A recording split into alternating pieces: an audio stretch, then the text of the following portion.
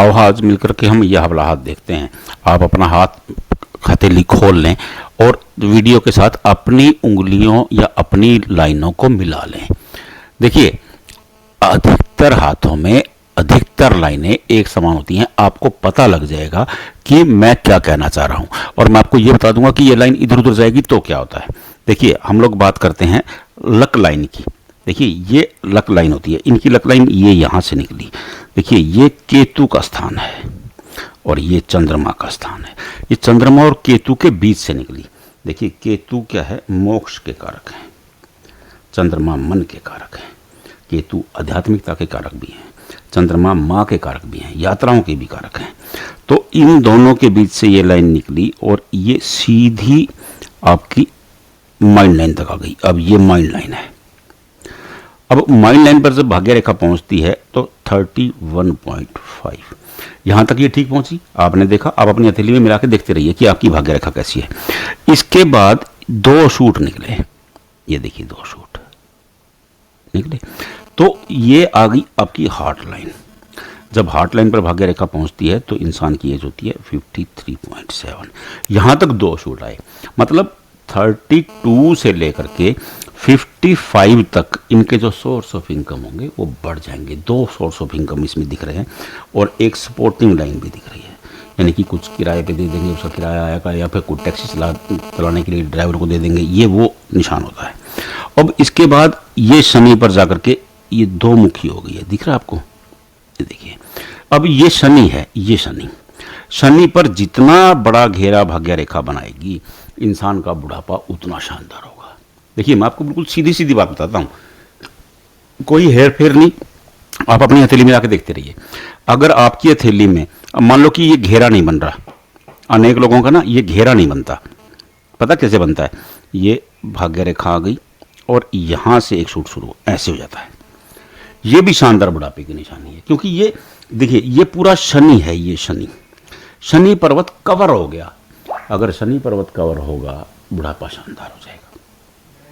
सीधी सीधी बात है। अब इसी भाग्य रेखा पे हम वापिस आ रहे हैं। देखिए, यहां पर इनके यहां पर ये ट्रायंगल बने हुए हैं भाग्य रेखा पर, दिख रहे हैं आपको? और एक रेखा ये यहां से चंद्र से आई, ये मिल गई। देखिए, चंद्रमा मैंने अभी आपको बताया था, चंद्रमा मन के कारक हैं, माँ के कारक हैं, यात्राओं के कारक हैं, शीतलता के कारक हैं। तो ये यात्रा की रेखा है। ये क्या है? सफर लाइन। ये सफर की रेखा है। शानदार सफर इनकी लाइफ में है। और देखिए, ये ट्रायंगल बने, मैं आपको बता रहा था ट्रायंगल पहले। देखिए, सीधा फार्मूला है। ट्रायंगल, त्रिभुज जब भी भाग्य रेखा पर बनता है वो उसे बली बना देता है। बली मतलब मजबूत, दमदार।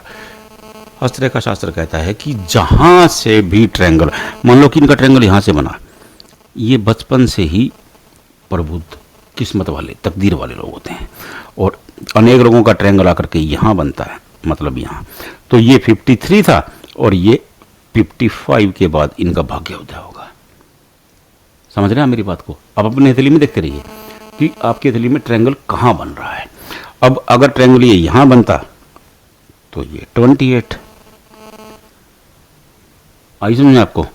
क्योंकि ये 31 है, ये 31 है, तो ऊपर बना ये 28। आप अपने हिसाब से लगा लीजिए, अपनी हथेली में खुद देखिए, किसी के पास जाने की जरूरत नहीं। सीधा सीधा आप आपकी भाग्य रेखा क्या बोलती है। अब भाग्य रेखा बिल्कुल सीधी आ रही है और चली गई है, बहुत मोटी है। मोटी भाग्य रेखा, लोग बताएंगे भाग्य रेखा तो बहुत स्ट्रांग है, आदमी के दिन अच्छे आ नहीं रहे। भैया, बहुत मोटी भाग्य रेखा अच्छी नहीं होती है। रेखा कोई भी होगी, जितनी बारीक होगी, जितनी सुंदर होगी, उतनी अच्छी होगी। अगर मोटी मोटी रेखाएं हैं, इंसान भाग्यशाली नहीं होता है। समझ गए मेरी बात को आप? अब भाग्य रेखा भी आते हैं। अब ये भाग्य रेखा बिल्कुल सीधी गई। अगर ये भाग्य रेखा की मान लो कि यहां से आ रही होती तो ये पूरी तरह से चंद्र से आ रही होती, उत्तम भाग्य रेखा होती है। ये यहां से आ रही होती, ये शुक्र है। ये किसी की अगर शुक्र से आ रही है, ये भाग्य रेखा उत्तम है। लेकिन जब ये आपकी लाइफ लाइन को कट करेगी तब टेंशन देगी।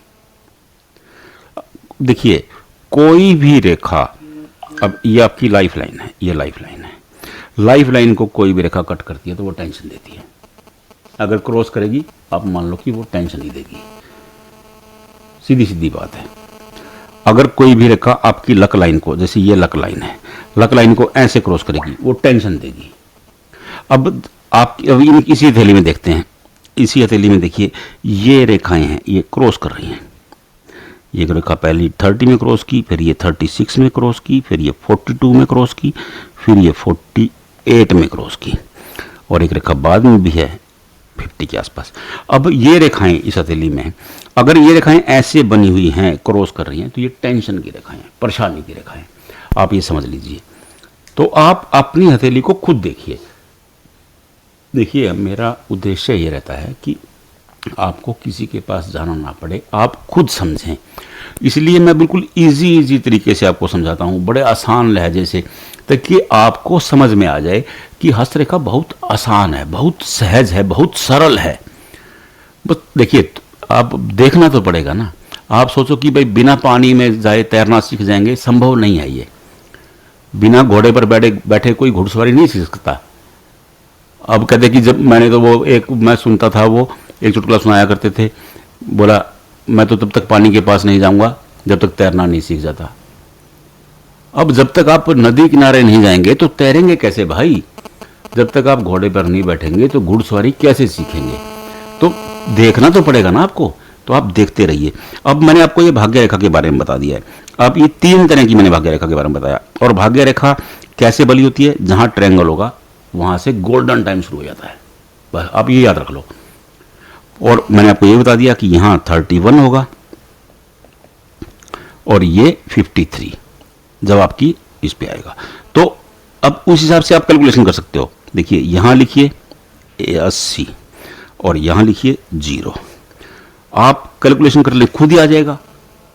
जरूरत ही नहीं है किसी और की कि कौन से साल में कौन सी रेखा आ रही है। इससे सरल फार्मूला क्या हो सकता है भाई? कोई गुणा भाग तो नहीं करना, खाली देखना ही तो है हाथ। आप देखिए, आप देख लीजिए, आपको समझ में आएगा, 100% समझ में आएगा। और नहीं समझ में आएगा तो कमेंट बॉक्स में भेजिए, हम बता देंगे।